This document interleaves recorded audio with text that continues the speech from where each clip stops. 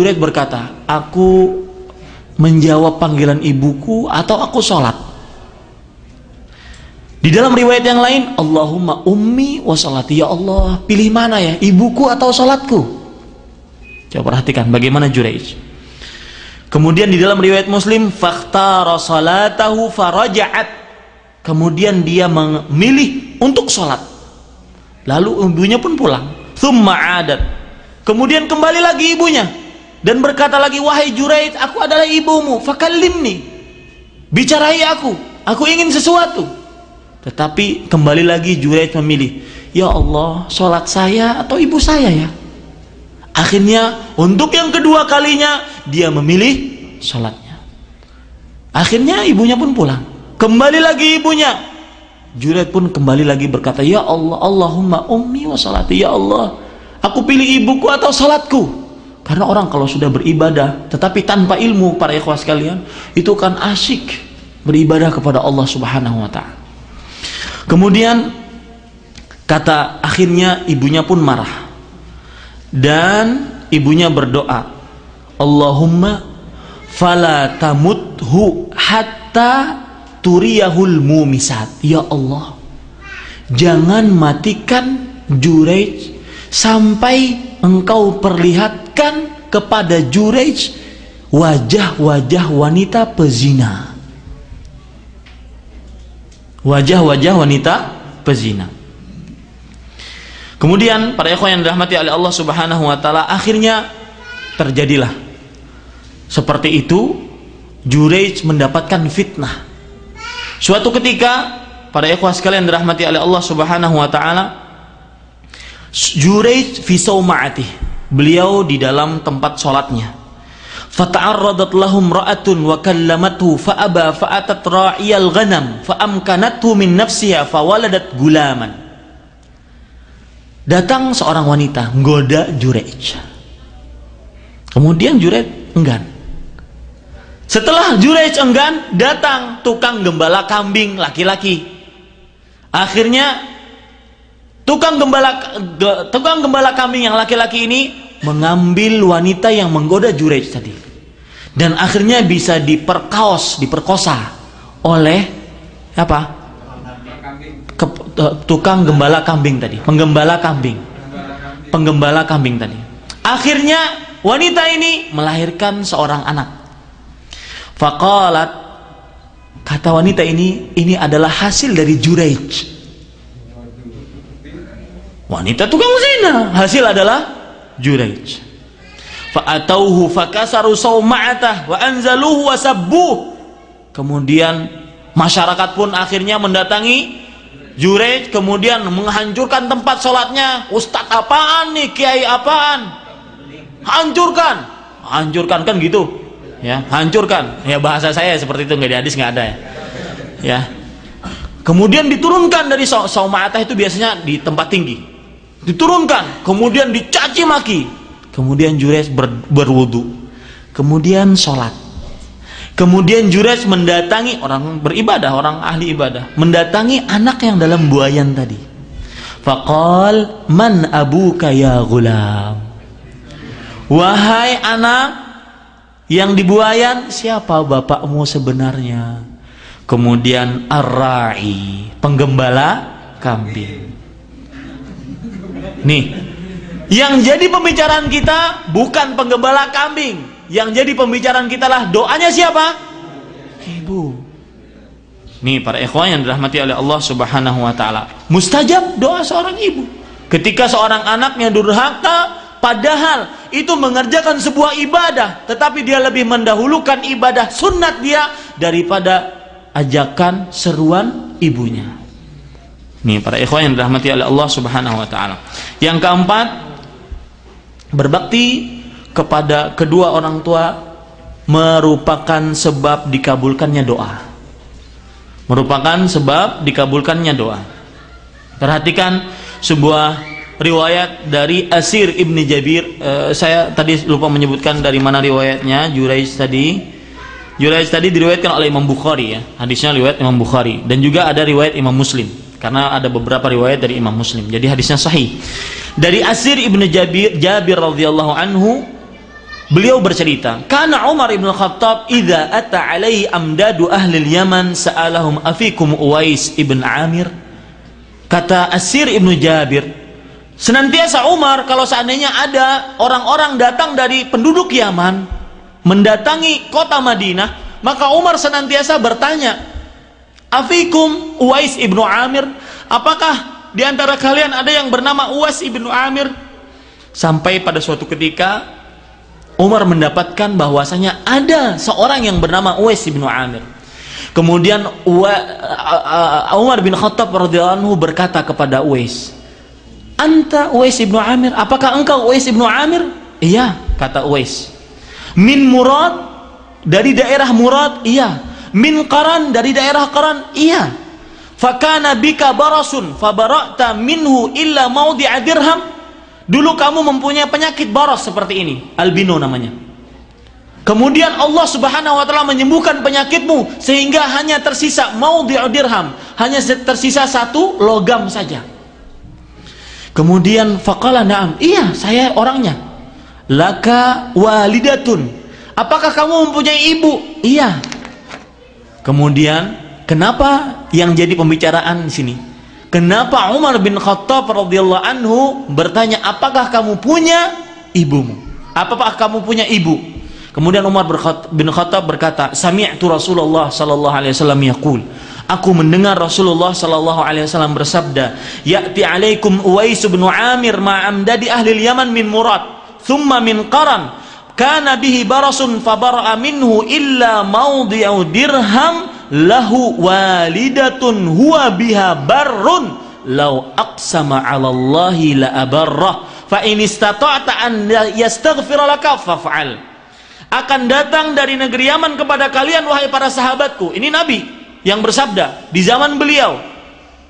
Dan ini kabar yang akan datang, dan ini mukjizat dari Rasulullah sallallahu alaihi wasallam. Akan datang kepada kalian seorang yang bernama Uwais ibn Amir.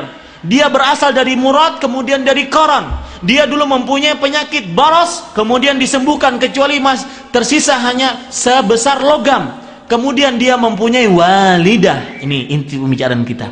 Dia mempunyai seorang ibu yang mana dia sangat berbakti kepada ibunya. Kalau seandainya dia berdoa kepada Allah dengan bersumpah, maka Allah akan kabulkan doanya. Bakti ibu menjadikan orang dikabulkan doa. Kemudian kata Rasulullah SAW, "Jika kamu dapatkan, kamu sanggup dia memintakan ampun kepada Allah untukmu wahai Umar, maka kerjakan." Artinya Rasulullah SAW memerintahkan kepada para sahabatnya, kalau seandainya ada Uwais ibnu Amir, maka mintalah dia agar memintakan ampun kepada Allah untuk kalian. Seakan-akan kita berkata, "Wahai Uwais, doakan kita." Kan kita sering begitu. Nah, ini ada permasalahan akidah. Bolehkah seseorang minta didoakan? "Ustaz, doakan ana ya." Boleh nggak? Maka dalilnya apa? Taib. Dalilnya ya, lihat yang lain lagi. Dalilnya diriwayatkan oleh Imam Muslim dari Umar bin Khattab radhiyallahu anhu. Nah, ini para ikhwah sekalian, ada sebuah hadis yang lemah menurut para ulama sanadnya. Rasulullah sallallahu alaihi wasallam berkata kepada Umar bin Khattab radhiyallahu anhu, "La tansana ya akhi min du'aik." Wahai saudaraku, kata Rasulullah sallallahu alaihi wasallam kepada Umar bin Khattab, jangan lupa agar engkau mendoakan kami. Tetapi hadisnya ini dilemahkan oleh Imam Albani rahimahullah dan riwayatnya Imam Abu Dawud. Tapi dari hadis Uwais ini kita diperbolehkan untuk meminta seseorang agar mendoakan kita. Cuma ingat, berdoa kepada Allah, kita sendiri berdoa kepada Allah itu lebih utama daripada kita minta seseorang untuk mendoakan. Baik, para ikhwan yang dirahmati oleh Allah Subhanahu wa taala, selanjutnya ya, berbakti kepada orang tua yang kelima. Keridhaan orang tua merupakan kunci masuk surga. Keridhaan orang tua merupakan kunci masuk ke dalam surga. Rasulullah Shallallahu Alaihi Wasallam bersabda dalam sebuah hadis riwayat Imam Tirmidzi dari Abdullah bin Umar radhiyallahu anhuma, ridha Rabbi fi ridhal walid wa sukhtur Rabbi fi sukhtil walid.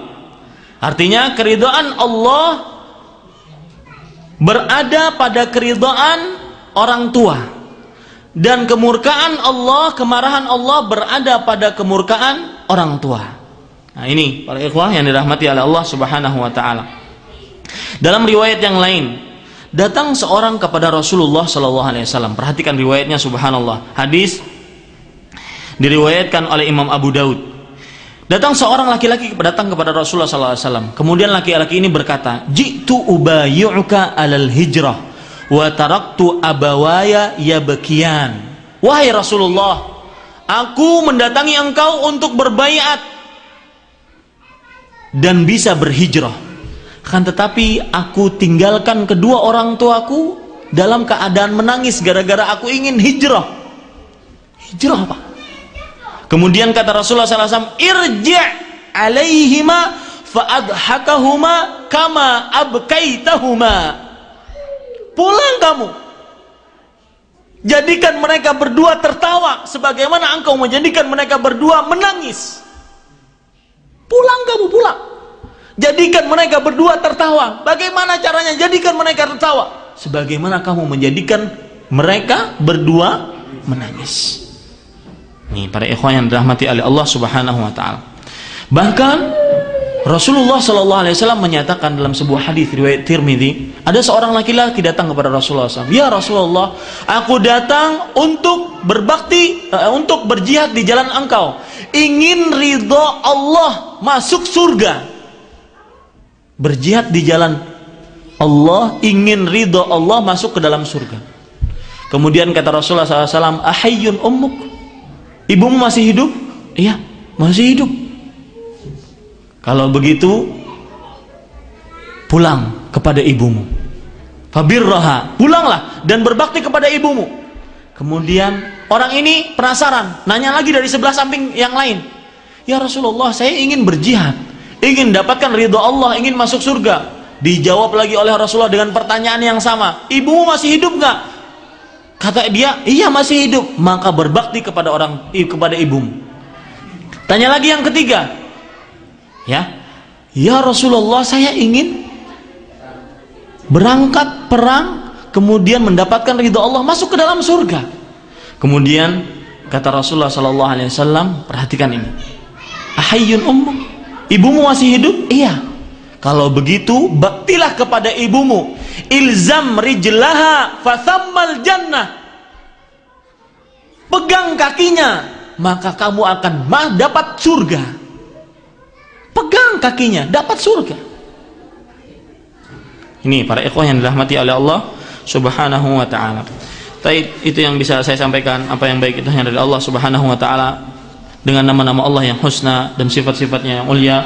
Saya berdoa semoga kita termasuk daripada hamba-hamba Allah yang bisa berbakti kepada kedua orang tuanya.